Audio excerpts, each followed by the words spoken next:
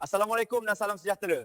Tahniah kepada semua pelajar yang berjaya menerima tawaran ke Kolej Vokasional Jerit. Dalam video ini, kami akan terangkan langkah-langkah penting sebelum dan semasa hari pendaftaran.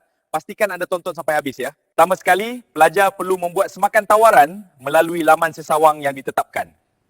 Selepas itu, klik butang terima tawaran terlebih dahulu.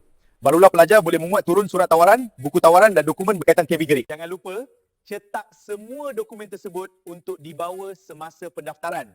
Seterusnya, pelajar perlu hadir ke sekolah asal dan menunjukkan surat tawaran untuk mendapatkan sijil berhenti sekolah. Sekiranya sijil ini belum sempat dikeluarkan sebelum hari pendaftaran, pelajar perlu mohon pengesahan melalui borong pengakuan sekolah asal yang terdapat dalam buku tawaran.